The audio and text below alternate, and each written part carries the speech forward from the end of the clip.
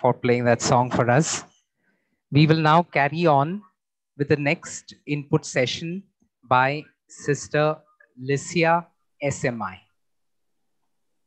I'd like to invite Sister Amrita to present Sister Licia to all of us. Good morning and hearty welcome to all. I'm glad to introduce Sister Licia Puthuparambil, the resource person for this session. Sister Licia Puthuparambil is a religious for the last 40 years, belonging to the congregation of the Sisters of Mary Immaculate. She graduated with English honors from St. Xavier's, Kolkata.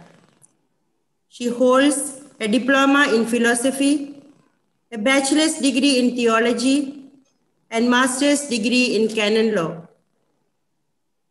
She has vast experience of pastoral ministry in villages and cities, caring for the sick, counseling youth and couples.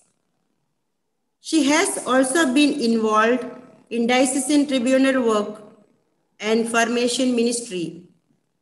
She has been a provincial council, director of theology at Institute Mater Dei Old Goa, and a former CRI president of Mumbai local unit. She regularly writes the canon law column in CRI's Magnet magazine. At present, she is the superior of an SMI community in Kochi, Kerala. She conducts retreats and speaks at various meetings of different congregations, both in India and abroad. Today, she is here with us to speak about empowering women within the church, which is one of the most important topics and need of the hour. Dear Sister Licia, on behalf of Western Region CRA President, Sister Maggie, and all members, I extend a warm welcome to you. Sister Licia, now the floor is yours. Thank you. Thank you, Sister.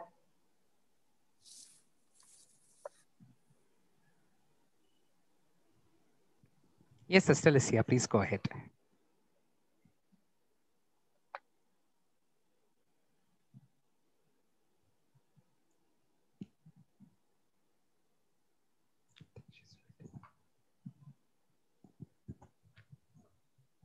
Presentation? No. Yeah, you begin, Sister. Okay. Women are precious gift from God. They are creative, sensitive, compassionate, intelligent, talented, and according to the Bible, equal to men. Our subject matter of discussion here is how women are empowered in the church. Women empowerment does not mean that women are to be the supreme power of the society or the church.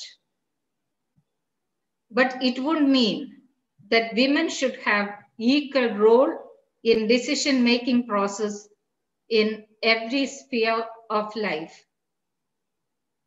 Throughout the history, we find that there were several men who were the proponents of women's empowerment, encouraging them to become what God expects them to be. We know many men who have actually fought to restore women's right in the church and have tried to bring out a balanced understanding of women. The Oxford English Dictionary defines empowerment as the action of empowering, the state of being empowered, and it was first used in this form in 1849. It means to invest with power. It is a process that involves development of power within. Power to, power with. It aims at altering systems that are responsible for power over other human beings, both men and women. It is a way of acquiring the ability and opportunity to participation in decision making and implementation, and influencing the decision with proper knowledge, self-dignity, and self-confidence. Women's empowerment is the process which women develop and recreate. Women's empowerment is the process in which women develop and recreate what they are able to and accomplish in a circumstance which were hitherto denied to them. To quote Archbishop Bernardito Auza, permanent observer of the Holy See to the United Nations, empowering women means creating the conditions necessary for them to flourish in full acceptance of and in accordance with their natural genius as women and in harmonious complementarity with the gifts of men. We shall begin with the women in the Old Testament. God created man and woman in his image and gave them both authority to reign over the earth. Let us look at some of the women who played important role in the salvation history in the Old Testament. The Hebrew midwives, Shiphrah and Puah, dared to disobey the king who commanded them to slaughter the male babies of Hebrew women. Through their refusal to be oppressed, they became deliverers of many Hebrew babies. 3 other brave women who dared to disobey the king in order to save life of Moses are Moses' mother, Moses' sister, and Pharaoh's daughter. Judith had the courage to rebuke the council of elders with wisdom and prudence for their lack of commitment to the covenant relationship with God and challenged their decision. As a committed daughter of Israel, she took up the mission of saving Israel. She thus received the title of Blessed among all the women of the earth. Judith's maidservant is another empowered woman. Judith's courageous endeavor was carried out by the supporting hand of her maidservant. She summoned the elders to Judith's house, assisted her for all the preparations before, during, and after the defeat of the enemy, accompanied Judith to the enemy's camp and stayed with her in the tent of Holofernes. And she waited outside and guarded Judith while she killed the enemy and carried his head to the people of Bethlehem. The next is Deborah, a prophetess and a woman judge who ruled the country.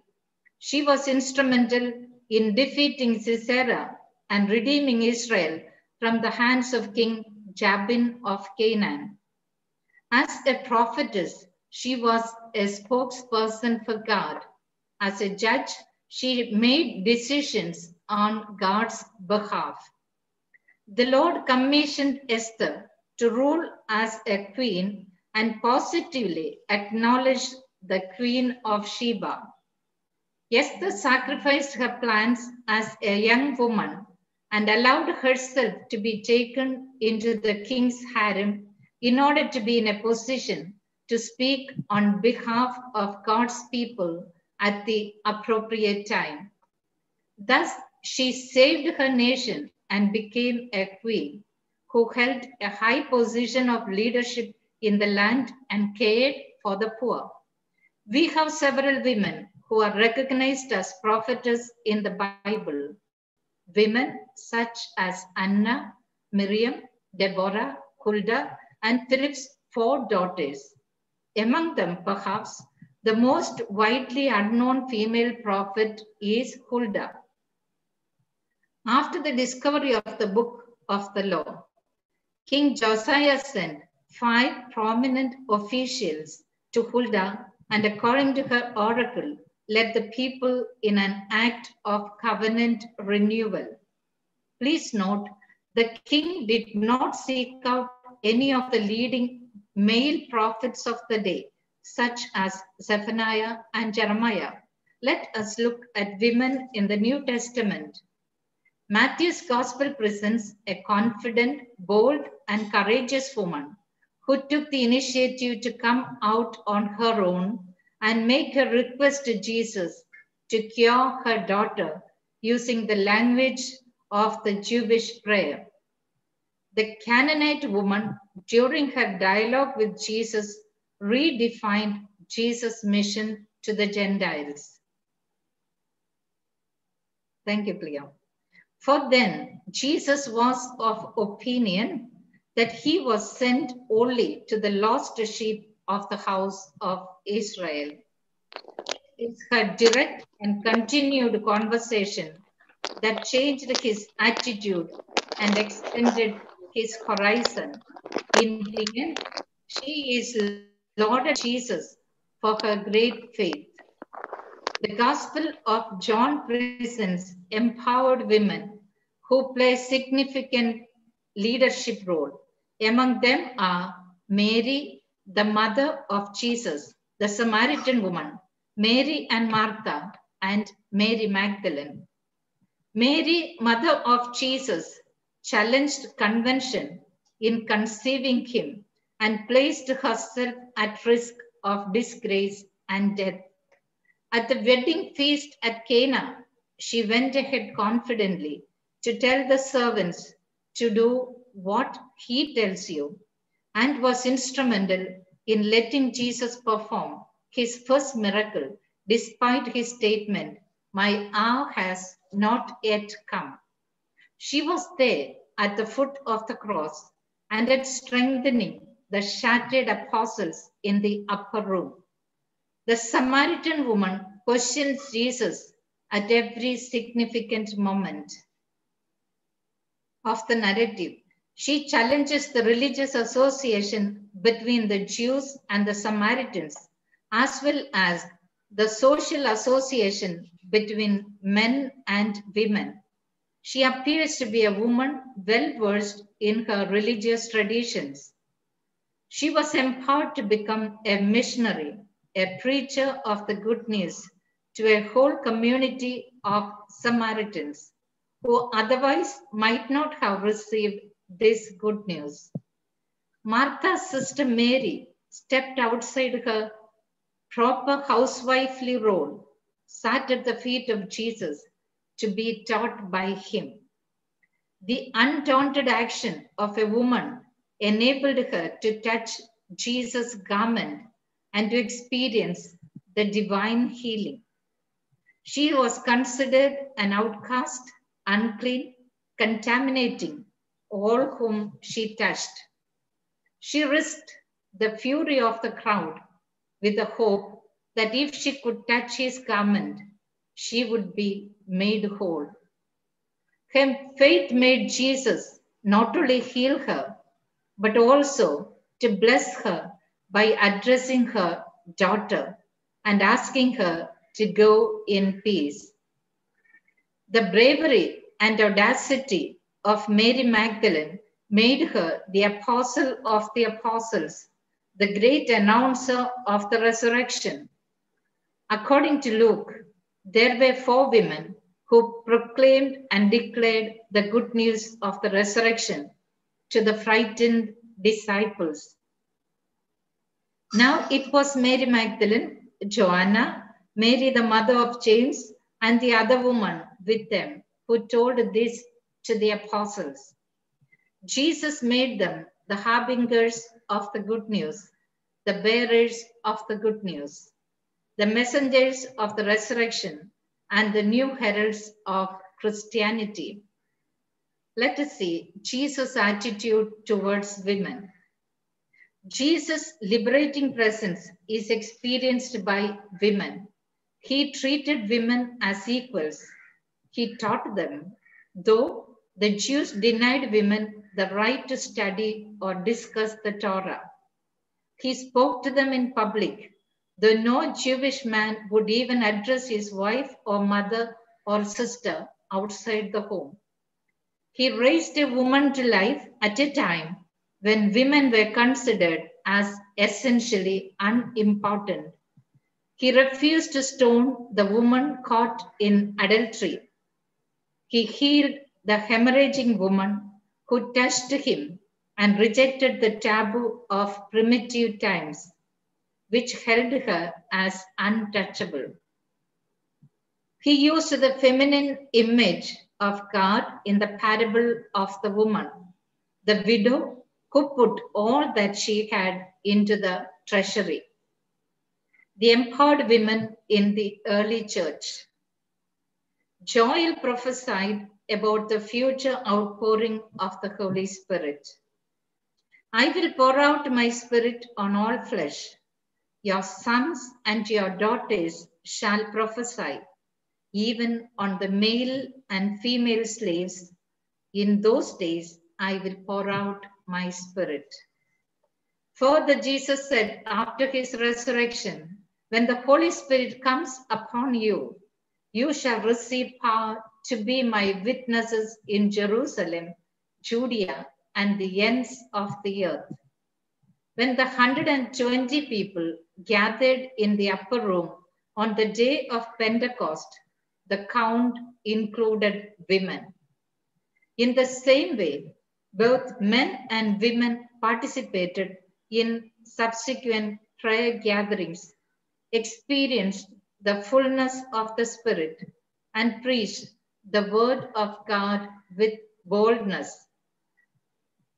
When women served together with men, in the early years until the institutionalization of the church.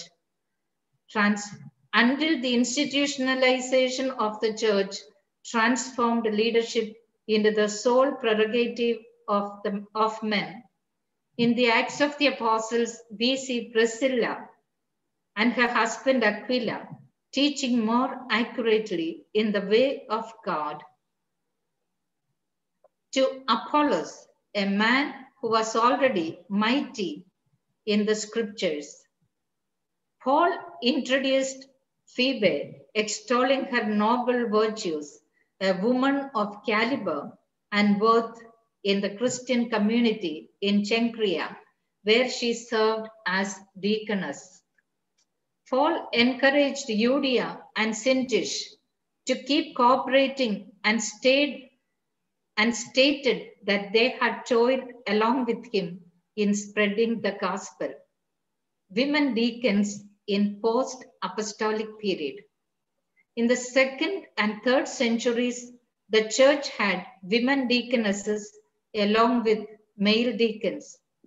The women ministered to other women in variety of ways, including instructing catechumens, assisting with women's baptisms, and welcoming women into the church services.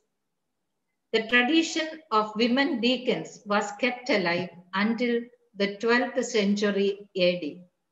The early church councils and synods, as well as the writings of the ante-Nicene and Nicene fathers, approved it. The Council of Nicaea in Canon 19 mentions, it reads, in this way, one must also deal with the deaconesses or with anyone in an ecclesiastical office. With regard to the deaconesses who hold this position, we remind the church leaders that they possess no ordination, but are to be reckoned among the laity in every respect. The Ecumenical Council of Chalcedon not only recognized women deacons, but set the minimum age of the deaconesses. Canon 15 of its declaration pointed out that no woman shall receive the laying on of hands as a deaconess if she is below the age of 40. That means the minimum age was 40 years. The Council of True Law reconfirmed the age requirement for female deacons. The 3rd century Didascalia Apostolorum explicitly made clear the office of women deacons. It contains elaborate information on the ordination and duties of the deaconess. Wherefore, O Bishop, appoint the workers of righteousness as helpers, who may cooperate with thee unto salvation. Those that please thee, out of all the people thou shalt choose, and appoint as deacons, a man for the performance of the most things that are required, but a woman for the ministry of women. The document further points out the reason for ordaining women and some of the duties assigned to them. They are, number 1, there are some houses where male deacons cannot be sent to minister to women. In such cases, female deacons are best suited. Number 2, during the baptismal immersions, women ought not be seen by men. Women who go down into the water ought to be anointed, received and taught and instructed as to how the seal of baptism ought to be kept unbroken in purity and holiness by a deaconess. What about women in the monastic period? In the 4th century, Jerome bore witness to the importance of Paula, an abbess of the women's monasteries, and expressed high praise for her learning, admitting that her mastery of Hebrew was better than his own. Together, Jerome and Paula established monasteries for men and women. During the monastic period, abbess held great power within the monastic movement. In addition to governing their own lands, abbesses appointed local parish priests, heard confessions, and cared for the material and spiritual needs of their people. Nuns and monks, as well as male and female laity, submitted to abbess authority. To quote, these women leaders attended and participated in church councils, nominated priests, appointed and licensed priors, and received vows of obedience from those who were under them. The popes sanctioned, supported, and acknowledged the right of these women to exercise this authority and receive the obedience of those under her care. Apparently, abbesses were originally ordained.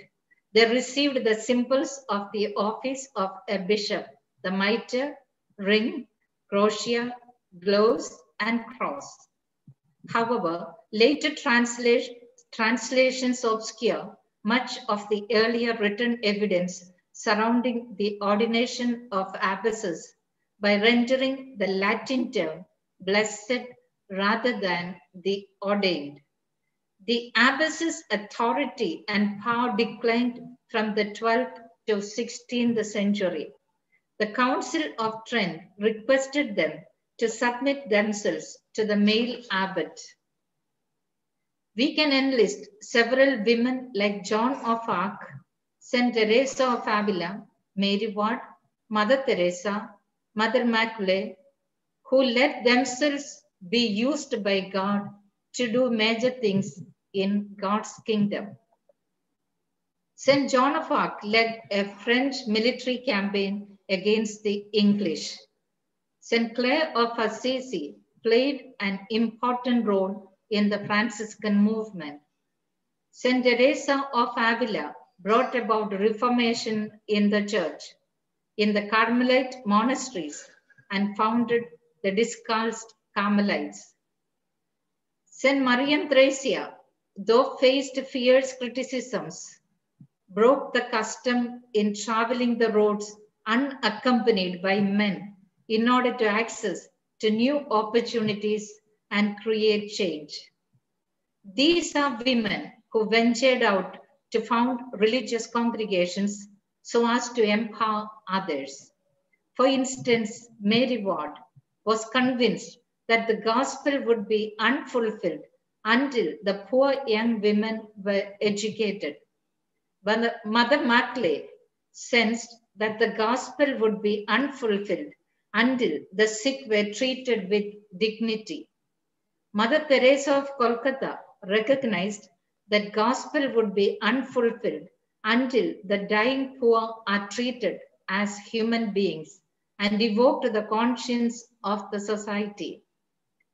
There are empowered women who sacrificed themselves in order to empower others. Blessed Rani Maria and Sister Valsa John are clear examples. Sister Sudha Varghese, a Notre Dame sister known among the tribals as Didi, has devoted herself to the Musar, the Dalit of Bihar and Uttar Pradesh, one of the scheduled castes considered untouchables. Her tireless effort to empower these tribal children, women and men, won her Padma Shri Award on 26 November 2006. Women saints, doctors of the church. Until 1970, no woman had been named a doctor in the church. In the 20th century, 3 female saints, Saint Catherine of Siena, Saint Teresa of Avila, Saint Therese of Lisieux, were added to the list. A 4th saint, Saint Hildegard of Bingen, a Benedictine abbess, was added in the 21st century. Theological education for women. The first theological institute granting master's and doctor's degree in sacred theology and to religious and lay women was established in 1943 by Sister Mary Madaleva Wolf, then president of St. Mary's College, Notre Dame, Indiana. In 1953, Regina Mundi Institute was opened for the theological education for women in Rome. After Vatican II, the seminaries were opened to religious and lay women for theological studies. Ecclesia in Asia emphasized the need for women to learn theology. To enhance their service in the church, there should be greater opportunities for women to take courses in theology and other fields of study. And men in seminaries and houses of formation need to be trained to regard women as co-workers in the apostolate. Today, we have several women who teach and serve as Dean of Theology in the seminaries and ecclesiastical universities. On 3rd July 2014, Congregation for Catholic Education appointed Sister Mary Malone, member of the Franciscan Sisters of Blessed Angelina, as rector of the Pontifical University Antonianum. Women in the Second Vatican Council and after the Council. 23 women auditors eventually attended Vatican II Council. In the first session, there was no female representation.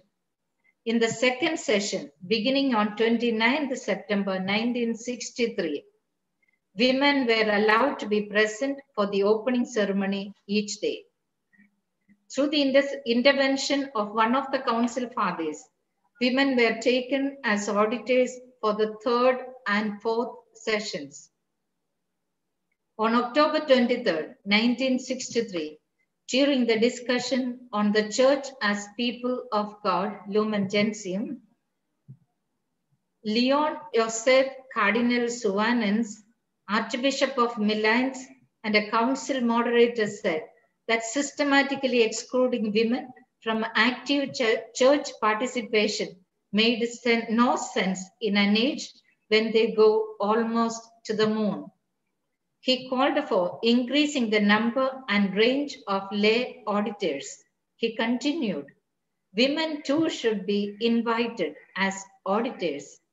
Unless I am mistaken, they make up half of the human race. Thus, Pope Paul VI admitted 23 women auditors who were to be seen and not heard. Thus, 3 women. At this juncture, one of the council theologians, Bernard Herring, intervened, saying, if women were invited, they should have a place in the commission formulating the documents. Thus, 3 women were invited to attend commission meetings and were allowed to speak as freely as they wished. The 1960s brought significant changes in the understanding of the Church on theology of womanhood. Speaking on women, Pope John XXIII stated in his encyclical Pacem in Terris, number 41, to quote, since women are becoming ever more conscious of their human dignity, they will not tolerate being treated as mere material instruments, but demand rights befitting a human person, both in domestic and in public life.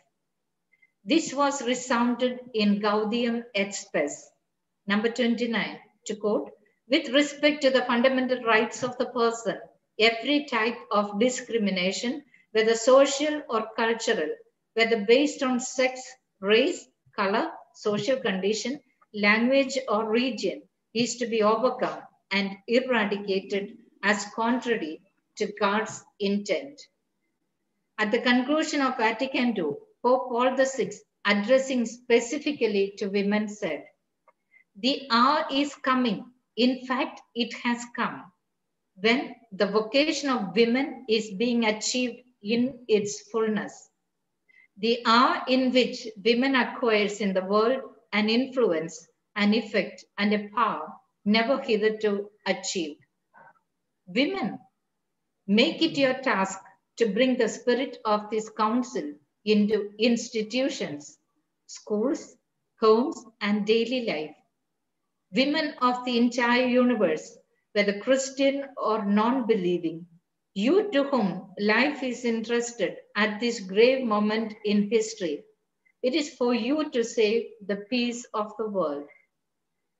On 6 December 1976, Pope Paul VI further affirmed, within Christianity, since its very beginning, women have had a special dignity, of which the New Testament shows us many important aspects. It is evident that women are meant to form part of the living and working structure of Christianity in so prominent a manner that perhaps not all their potentialities have yet been made clear. On 15th August 1988, quoting Genesis 1:27, Pope John Paul II cited in his apostolic letter Mulieris Dignitatem number 6. The human race, which takes its origin from the calling into existence of man and woman, counts the whole creation.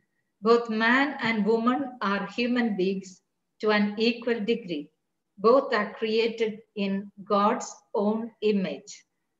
Ecclesia in Asia judged the wider participation of women in the life and mission of the Church in Asia to be an especially pressing need. Women should be more effectively involved in pastoral programs, in diocesan and parish pastoral councils, in diocesan synods. Their abilities and services should be fully appreciated in healthcare, in education, in preparing the faithful for the sacraments, in building community, and in peacemaking. The presence of women in the Church's mission of love and service contributes greatly to bringing the compassionate Jesus, the healer and reconciler, to Asian people, especially the poor and marginalized. women in the codes of canon law. When I say CCEO, it is Eastern Code. When I say CAC, it is Western Code. To quote CCO, the expression of language in the masculine gender also regards the feminine gender unless the law provides otherwise, or it is evident from the nature of the matter. It is given in the initial canons in the general norm itself. So the Eastern Code is more explicit in its general norm that wherever the law makes use of the expression he, it is also applicable to she. It means before the law, in general, women are treated as equals, having equal rights and obligations just as men. The Latin Code treats this equality with regard to consecrated life. Latin Code does not speak of it in the general norms. Provisions concerning institutes of consecrated life and their members are equally valid in law for both sexes, unless it is established otherwise from the context or from the nature of things. CCO defines in positive terms who laity are. The designation of lay persons is applied in CCO to the Christian faithful, whose proper and specific quality is secularity and who, living in the world, participate in the mission of the church, but are not in sacred orders, nor ascribed in the religious state. According to CIC, by divine institution, among Christ's faithful, there are in the church sacred ministers, who in law are also called clerics. The others are called lay people. Only in one instance, in CIC as well as in CCEO, gender difference is shown. It is in the question of sacred ordination. Only a baptized man can validly receive sacred ordination. Consequently, wherever the power of order is to be exercised, women are excluded. At the same time, women can cooperate with the clergy wherever the power of order is exercised by the clerics. Lay members of Christ's faithful can cooperate in the exercise of this same power in accordance with the law. Though the Pontifical Biblical Commission held the view that there is no biblical basis to deny priesthood to women, on 15th October 1976, the Sacred Congregation for Divine Faith in Inter Insigniores, and on 22nd May 1994, Pope John Paul II, in his apostolic letter Ordinatio Sacerdotalis, declared that ordination is reserved to men alone.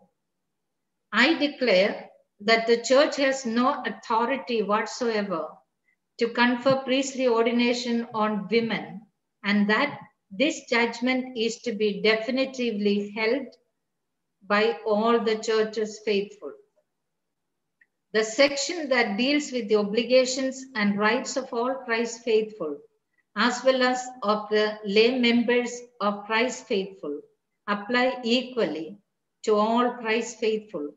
Women have equal rights to be sponsors at baptism and confirmation. In matrimony, they are treated and regarded as full, equal partners with their husbands. Speaking on the mutuality and equality of the man and woman in marriage, CIC states, matrimonial consent is an act of the will by which a man and a woman, by an irrevocable covenant, mutually give and accept one another for the purpose of establishing a marriage. And to quote CCO, matrimonial consent is an act of the will by which a man and woman, though through an irrevocable covenant, mutually give and accept each other to establish marriage. Women are members of the parish pastoral council and diocesan pastoral council. They can be appointed as the finance administrator and finance committee members. Women can be lectors, commentators, cantor at Mass, and extraordinary ministers of baptism, extraordinary ministers of Holy Communion, and extraordinary ministers of the exposition of the Blessed Sacrament. They can work in the parish office, impart religious education, and so on, just like their male counterparts. Today, many parishes have women pastoral associates, usually religious sisters, who help a parish priest with many spiritual and pastoral duties. The church has women who are theologians and canon lawyers, judges and chancellors, promoter of justice and defender of bond. The church has allowed local bishops and pastors the option to permit female altar servers at Mass. Now many parishes have both altar girls and altar boys. Thus, it is obvious that in both codes, men and women ought to enjoy the same rights and obligations in very many areas. This clearly shows that law is genderless. The Catholic Conference of India on Empowering Women. The 2008 General Body Meeting of CBCI had its theme, Empowerment of Women in the Church and Society. This resulted in the 50-page document, The Gender Policy for the Catholic Church in India, which was released in the 2010 General Body Meeting held in Guwahati. The then president of the CBCI, Cardinal Varki Vidyathil, in a written message said that the gender policy was a very important step towards the empowerment of women in our country and urged the Church in India to translate the policy into concrete action. He urged the whole body of the Church to graciously wish and will the execution of the policy in every sphere of life. Pope Francis on empowering women in the Church. On 15th April 2015, Pope Francis stated during his weekly audience that women and men should complement one another based on their distinctive traits rather than competing with one another. He reiterated, there is still much to be done to strengthen the reciprocity between men and women. Women must not only be listened to, but also given real weight and authority. He further added that society has not yet understood what the female mind is capable of giving. Women see things differently than men in a way that complements a man's way of thinking. Women can also become fully involved in exchanges at the religious level, as well as those at the theological level, the Pope affirmed, noting that many women are well prepared to face encounters of interreligious dialogue at the highest levels and not just from Catholic side. On 22nd December 2016, Pope Francis urged the Curia to become more inclusive, to quote, the development of the role of women and lay people in the Church and their appointment to leading roles in the dicasteries with particular attention to multiculturalism is furthermore of great importance. On 7th November 2017, Pope Francis appointed 2 Italian women as under-secretaries in the Vatican dicastery. They are Professor Gabriella Gambino, Office for the Family, and Dr. Linda Ghizzoni, Office for the Laity. They are now the 3rd ranking officials in the department and are further evidence of Pope Francis' determination to assign important positions in the Roman Curia to women. On 21st April 2018, Pope Francis appointed 3 women, 2 Italians and 1 Belgian as consultants to the Congregation for Divine Worship as part of his ongoing effort to give a greater role to women in the work of the Roman Curia officers. These are the first ever appointments of women or laity as consultants in the Congregation for the Doctrine of Faith. On 17th June 2018, Pope Francis reiterated the need for more women in the Roman Curia. To quote, women have an ability to understand things. They have a different vision of things. Further, I do not have any problem naming a woman as the head of a dicastery if the dicastery does not have jurisdiction. Two other positions not tied to the sacraments or priesthood are Secretary of State and Secretary for the Economy, where women could be appointed. On July 8, 2019, Pope Francis appointed 7 women as members of the Congregation for Institutes of Consecrated Life and Societies of Apostolic Life. Among 23 new members for the office, 7 were women, 6 from religious congregations, and 1 from secular institute. These are not auditors or persons to be consulted, but full members with the right to vote. This shows Pope's concern for the rightful place of women in the Church. Pope Francis continues to include more women in decision-making roles. On January 15, 2020, he appointed Francisca Di Giovanni as Undersecretary in the Secretariat of State for the section for relations with the state. It is significant that on August 6, 2020, Pope Francis has appointed 6 lay women to the board of Vatican's Council for Economy and only 1 layman. It is a further indication of his determination to give more responsibility to women in the Vatican.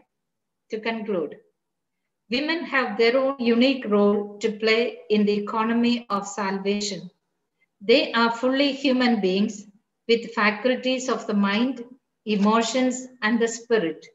This affirmation of women's human dignity as persons of their own right, with their biological differences with men, is important for positioning them on an equal footing and partnership with men.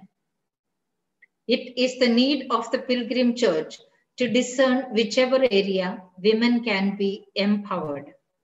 Women are visible in all spheres of society, even those fields considered in the past to be male bastions. For example, in the civil world, we have women president, prime minister, governor, defense minister, secretary of state, finance advisor, renowned scientists, police and defense forces, including Air Force and many more. As leaders of various congregations, what more we need to ask ourselves?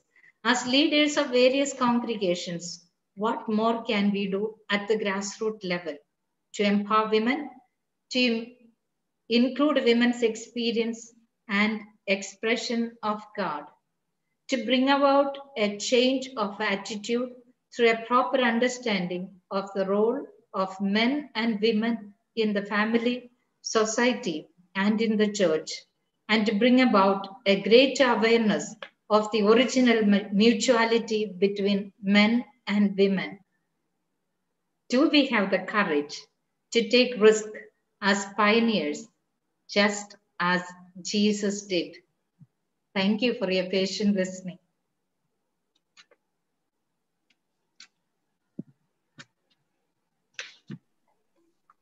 Thank you, Sister Licia, for that very well presented session. Just for everyone to know, this session was supposed to be taken by Bishop Dominic Savio, who happens to be a companion of Sister Licia for canon law. I think they were colleagues studying together. Bishop Dominic Savio contracted COVID-19 during the last month, and that's why at the the beginning of this month, he said that he would be unable to take this session. And on Tuesday, we asked Sister Licia if she would be ready to conduct this session. And she very generously accepted to take the session at the last moment. So I think we all owe a big round of applause to Sister Licia.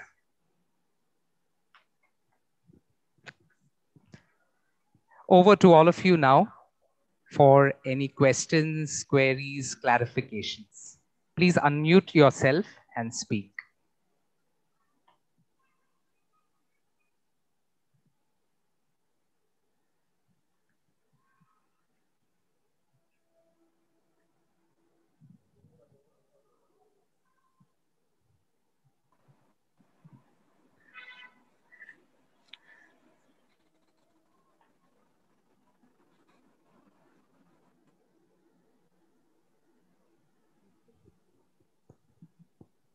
Sister Licia, I'll begin. I like the last part where you were mentioning about Pope Francis bringing in a lot of change, including a lot of women in the church in important positions. Do you see that happening sometime soon in India? Not much. Mm-hmm.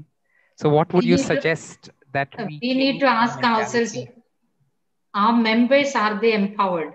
Are they conscious that they can do something? Once, we prove ourselves as empowered, surely we will get opportunities. My personal experience is that, now I am in Kerala, that also in the Syro Malabar traditional church. So you can imagine, but till today, within these 3 years, I never found it difficult. If they object, I show it from CCC, Catechism of the Catholic Church, or from the Code of Canon Law, or what we experience in the North.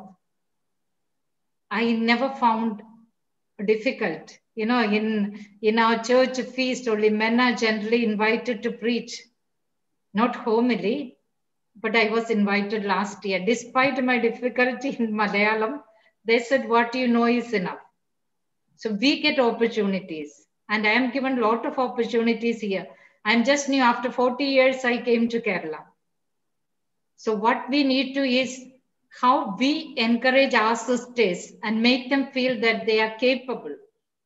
Very often jealousy creep in, and we are worried about the, relationships and so on. So we control, or especially the youngsters, we overprotect them.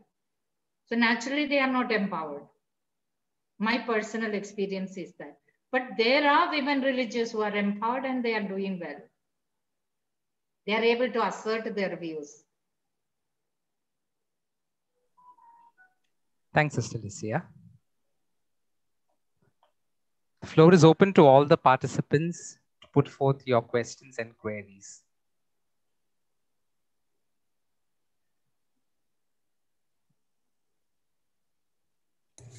Hi, I'm Vinita.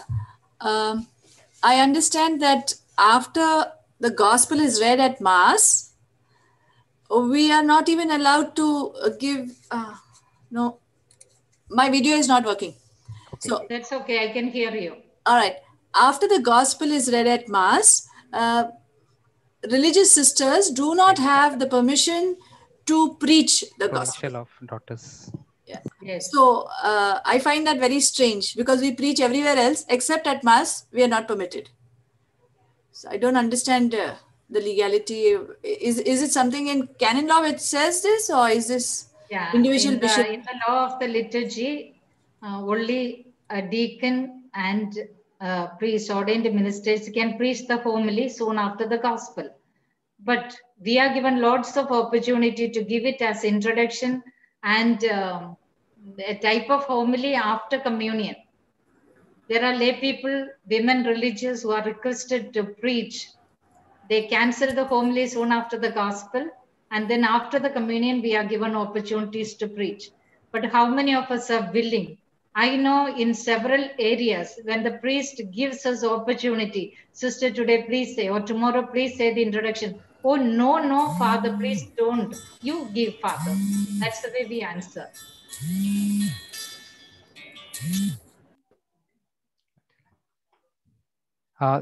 Sister Licia, could you please unmute yourself? Were I not audible from the beginning? No, you were audible. It got Then muted it just a went moment ago. Okay. So instead of thinking what we are denied, can we think what we are permitted? And can we make our sisters empowered? Can we ourselves be empowered? When we go for a meeting, one vote of thanks, how many of us agree? One introduction, how many of us agree? Not me, not me. So it is there that we need to give opportunities. You know, priests are given throughout their seminary days training for preaching. Homilies, how to preach homilies. How much of opportunities do we give our sisters for public speaking? So that they have the courage to take up. I know I became CRI president, though it is only for 1 year or 2 years in Mumbai. It's just because when sister asked me to give vote of thanks for introducing, I just said yes. I was just new to her, Sister Noella. And so she suggested my name, and out of the moon I became. So we get lots of opportunities when we take the small opportunities that are given to us.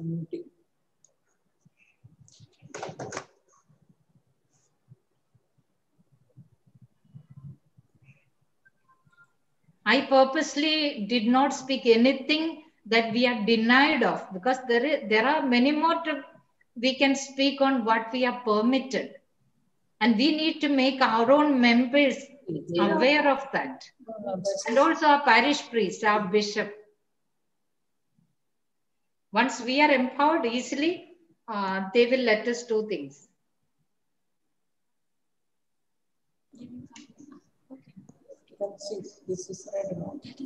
Am I clear? Yes. Thank you. Yeah. Yes, sir.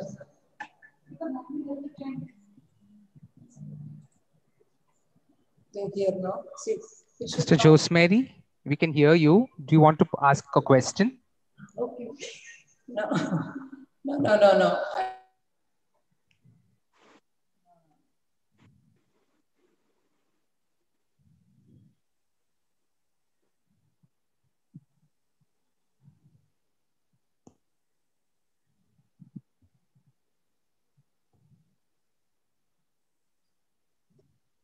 Hello, Matt. Yes. May I ask the question? May I share? Sure. Please go ahead. Yeah. Good afternoon. Thank you, sisters, both the sisters, for a very enlightening session. I'm a little disillusioned. I don't know how to put this across also. At the same time, I'm skeptical and not hopeful also, because certain things that happen with the clergy, it is not that all the priests are like that. Suppose a person is behaving, a parish priest is behaving in a certain way, and we know that it is his personality, his problem is like that. So will any change come about after I telling him, or his own bishop telling him? And the bishop, if at all, once I think indirectly I pointed out something, and the bishop said, why don't you go and talk to your parish priest? Go to the council of priests and complain about him. This is the way the bishop reacted once when I had to say something about the priest. So I don't know how to go about. It is like, a woman who's married to a husband, good or bad, I have to live with this fellow. So it's something I'm sometimes feeling, good or bad, this is my parish priest, I have to wait till he gets transferred. I'm really sorry to say this. These are the thoughts that are coming to me right now. Otherwise, I'm always in the forefront to fight, argue. But now I'm fed up. I'm really fed up. Thank you. Thank you, sister. There is no point in complaining to a bishop or to that same priest or to any other priest who are friendly with us. There is no point in confronting him. We need to understand him and be empathetic towards him. Because within our own communities, there are members who do not obey the superior, who keep spreading whatever is happening in the community, even false things to outsiders. Isn't it? So it's very difficult for us to deal with them. We may complain to Superior General, but she also becomes incapable of helping or helpless. And so we can establish a friendship with such kind of priest. I myself had an experience in a parish. For the first time, I was superior, a very short-tempered priest. I just helped a family to have a surgery. They had no money. I asked different schools, collected money, went to the doctor and said, I just have 1,15,000 rupees. Don't ask me any more money. Please do this child's heart surgery. Doctor did it free of cost for me. This priest shouted at me. He said, they are not good Catholics, and then you did that to them. You are encouraging. I said, Father, I'm not your wife. Don't shout at me. And then the next thing I said is, even if I were your wife, I wouldn't allow you to shout at me. That was the wrong thing I did. And the next day when I sat for meditation, I knew what I did was wrong. I told Father, I'm very sorry for reacting to you, because my nature is I don't like to be suppressed by another person. So one to one, we began to speak. And I told Father what Jesus would have done. Let us think in that way. I represent Jesus for these people. You as parish priest represent Jesus for these people. I spoke very mildly in a loving way after seeking his pardon for my reaction. And then it became a pro-action. Father understood. Then he began to encourage. He visited the patient and he came to my generalate and told, because of Sister Licia, today the parish is changed. So I could have gone to the bishop. I could have gone to his provincial also, saying he is not allowing me to do good. So if I am empowered, then I will also say sorry. Sometimes we also react. And then we say sorry. And then we say, come on, let's now have a dialogue. And the priest also would understand. So far during these 40 years, no, I never had any difficulty. Yes, difficulties were there. Then we had dialogue. Can't hear you. I can't hear. Can't hear Hello. you. Hello, can you hear me Yes, now? sister. Yes, Now we can yes. hear you. Sister, is it okay for us, we straight, we go and tell the father also any difficulties we have? We don't agree with certain ways of his.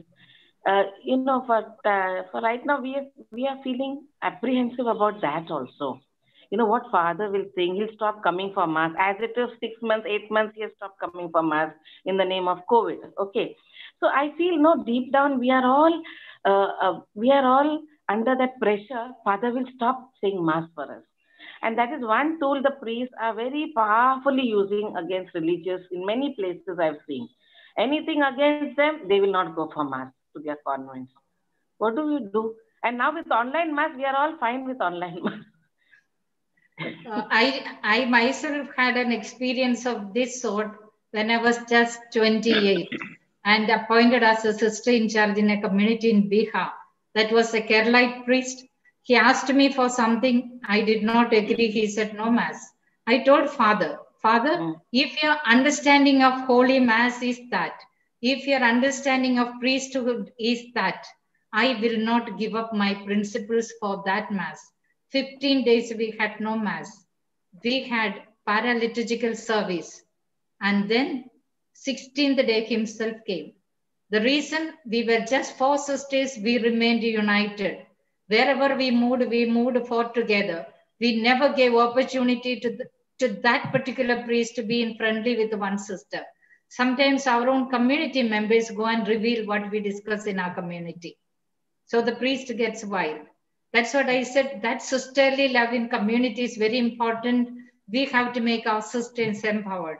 First of all, make them conscious that we are empowered women. These are our rights. Thank you, sister. Thank you. Sister Licia, these are okay, are within our individual capacity.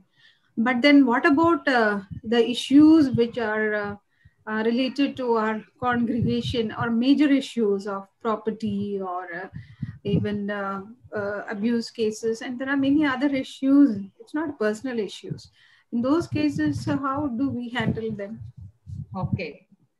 First of all, every community should have an agreement with every community represented by the provincial superior, major superior, provincial superior or superior general. In our congregation, it is with the superior general. Are we entering into a contract with the diocese or archdiocese, and time to time, are we renewing it? When every new sister comes to the community, is she reading that agreement? Every sister in that particular community, time to time, do they read and understand what the agreement is with regard to property? If we have the property of the archdiocese or the diocese, what is the agreement for how many years? Better in our congregation, only one incident we were asked to go away, or they gave us another plot. From that day, we decided we don't accept any property from the diocese. Even if it is 3 decimals, 5 decimals, we buy it. Otherwise, we don't open a community. Can we do that much to begin with? And then once there are trained canonists in our own congregations or province, we need to also take them when we go for a conversation with the bishop. Most of the times, bishops are good, but they are controlled by priest council or the canonist. So we also need to have persons with us who are aware of what is what. But in some cases, we are ready to go with the team. But the problem is the authority is not ready to call their team, no. So no, we need the bishop or archbishop. No, but even like sometimes we need to take decisions collectively. If kind of, for example, property issue where not just a cardinal is involved, because it may not be the cardinal or a bishop, that same bishop may not have, during his tenure, it must have not happened. It must have happened 30 years back or 60 years back. So it cannot be a decision made by only a particular bishop. There we need to have a team. So if we ask for a team to be part of this, so we get more, and it's more clarification, understanding will be there. But if it's not heard and the decision is not made, even though we sisters are clear and we are united and we go as a team, but from the other side, if it does not happen, what are you going to do? No, we need to set our registers accurately. All our lands are they registered. Mutation is got. Recently means around 30 years back, we made it a point that every plot of land that we have, we got a mutation done. We registered the land. So land deed alone is not enough. We have to have registration. And if someone has donated the land to us, property to us, is there a disclaimer letter? Those are all very important. If not, if it is very difficult, better leave that place and go to a mission area where we have better opportunities. That is what we did in Darjeeling. Parish and bishop was very good to us, but the parish priest caused a lot of trouble. We came down instead of from the hill in Darjeeling, we came down. In Siliguri itself, we have 3 communities now. We are doing lots of mission. Yes, hill station we developed. That little property, let it go. But from this moment, we may need to make certain decisions in our congregation that we will have our own property. Why do we have to depend on someone else? If we have money to buy a plot of land, to make a small house of our own, let's move to a place. Because one bishop, very generous, very kind, very loving, the next bishop may not be. And the priest may think, oh, sisters have put up a school, hospital. Now they are minting money. That is their attitude. So if it is our own, they cannot do anything to us. Because troublesome bishop, how to deal with, psychologists need to tell us. I won't be able. Am I clear, sister? Yeah, I hope you will be there when next session when we talk about our draft MOU. You can help us also. What time it is? Immediately after this. Okay, okay, I'll try what I can. Yes. I'm Sister, not much prepared with the canons now, but I'll try if I can help out anything. yes. Sister Bridget, would you like to ask a question?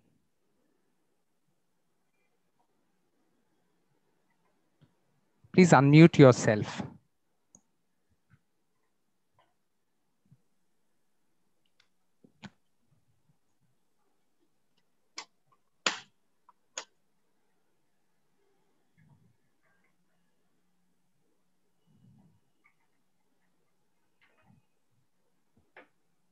Sister Bridget, please go ahead. Can you hear? Yes, Yes. Sister Okay. Bridget. Okay. So what sister was telling, that when we have our own properties, that it is not easy for them to control ourselves. No, I disagree with that. Okay, because according to our experiences, I'm in a mission station, and a few years back, we have a land which is bought by us in our name, but it is along with the diocesans. But at that time, the priest, the parish priest, along with the bishop, has asked us to leave the place because they had some other plans. Okay, and we were the pioneers in this area, in this mission. Okay, one of the pioneers in this mission. And we had a few years of discussions over it. And I still remember, as a sister of vows, being part of this discernment process, in which even when our general came down, the final decision was, okay, according to the canon law, the final say will be of the archbishop. So even when the land is in our own hand, it is bought by our money, it is in our own name, we need to walk out because the other person want to extend something. And even without a security, that the mission which is carrying on will be continued. So who are at the stake? Not only the religious congregation, which is ours, but also thousands of tribal communities to which we are reaching out. So for me, it is, I don't agree when we say that, it is very easy one-to-one agreements and disagreements. But many times, one-to-one agreements and disagreements can affect our work, the spirit of our presence and teamwork, and also the community life. Okay, I agree when sister says that in our own communities we have problem. But of course, in every community we have problem, maybe. Okay, but that does not justify the whimsical responses of the priest. See, when we talk about the emotional reactions at the psychological level or emotional level, as much as all the emotions are common to all the genders, I believe. But what gives it an upper hand is the patriarchal mind that is still going on among us. No, because our reference should not be me and my experience. There is a wider network, which Sister Anita Chettiar spoke, Maggie spoke. No, I really agree, because sometimes it really affects the noble mission that we are working at. And why in this case, when such cases comes, even the Narakal case, okay, I was not there when it happened, but during that process, later on in the years, I was present. I had listened to those sisters, Syro-Malabar sisters, Syro-Malabar Right sisters. And the harassment those sisters have gone through the laity, okay, all because they always believed their priest. Because they have though it is an altar, many times we make our altars and the time of our preaching also to take out our own personal rivalries. So they believed the priest than the sisters, when the real truth was with the sisters. Nobody saw. I know that even they physically abused the sisters. So when we talk about such things, this is very important matter, because this is not an isolated experience. There are collective experiences. There are also sexual abuses cases in the church. We cannot say that time we cannot go and preach gospel to that person. We cannot go into a level of understanding there, because then we forget about the victim, who is a sister, who has no right to speak up. How many of us in our own congregation, if such cases happens, stand by those people? We say, keep quiet. That is what happened in the families also, no? Keep quiet. It's a harassment to us ourselves when we speak out. So for me, when Sister Maggie was speaking, Sister Ania Chettiar was speaking, it's not only the emotional level, it's not only the work base, it has a holistical aspect, I feel. That's it. Thank you, sister. May I say something? Sister, Cleo? do we have an agreement? Do we have an agreement? In that agreement, it would be written. It's only a contract, isn't it so? It's only a contract which can be broken. Sister. It is an agreement made between the cardinal, that time the cardinal, and the congregation, where the cardinal and the general superior has signed. Yes. Okay. So it is not a contract.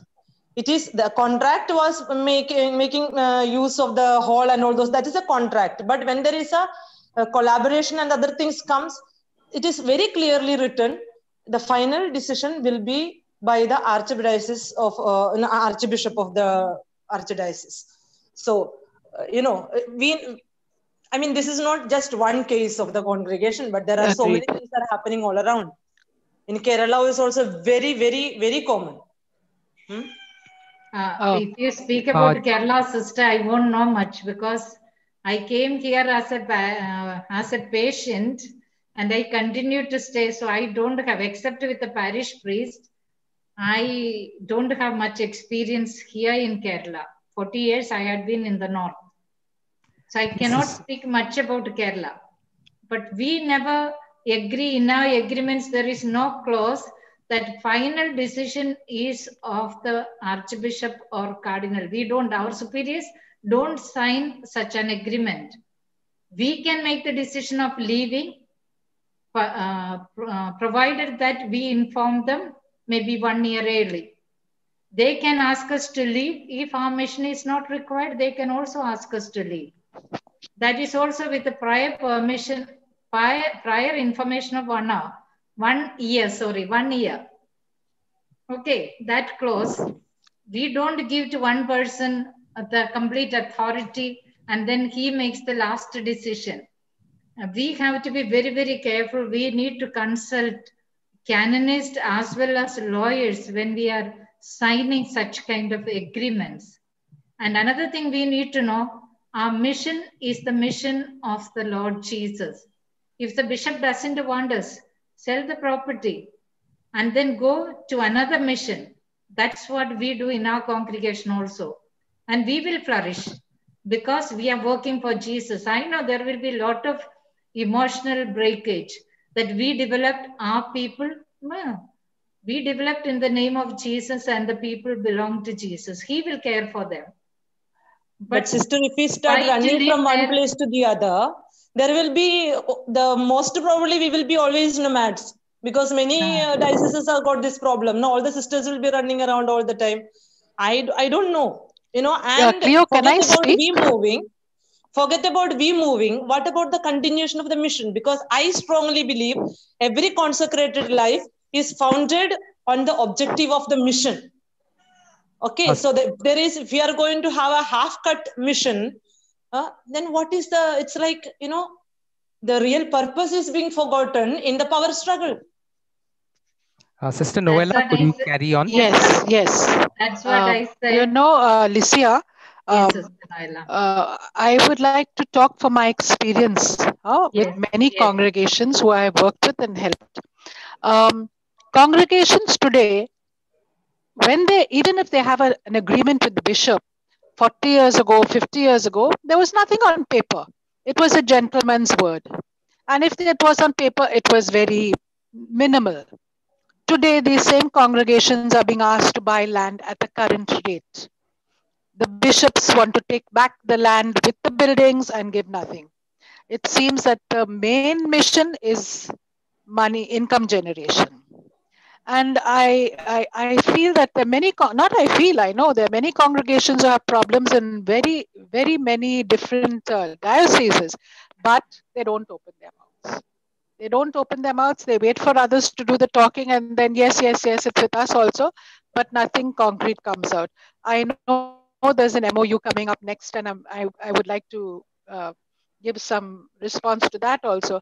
But we need to, and definitely Maggie and the CRI, we need to do something to empower our women religious. We Yes, cannot sister. continue like this. Sister. And the last thing I want to say is when Sister Bridget was talking about physical and verbal abuse, for the last 2 years, we've been working on a study which deals with 7 different things about how sisters are made to feel inferior. And it's in the last stages, so it'll be coming out shortly. Yeah, I'm done. Sister, what happens with this sexual abuse? Most often we hide these. We must instruct our sisters, just like. No, I'm sorry to disagree with you, Licia. We have taken it to the Cardinal also. And he says, I don't want a scandal. Full stop. No, we must seek legal aid, not to the cardinal. If they are not doing, we must go to the court. It's high time that we go to the court. The women who are the survivors need to agree, decide that. No, we can't decide for them. We have to empower them for that. We need to tell them it is our right. That's why, just like we tell the mothers to tell the daughters, don't good touch and bad touch, we tell them to teach. The same way from candidacy onward, we must teach our candidates, postulants, novices, junior sisters, and then we should not be shocked. We should not side the priest. Why Western countries they are able to say, in India they are not able to say? That we need to train our formation time onward.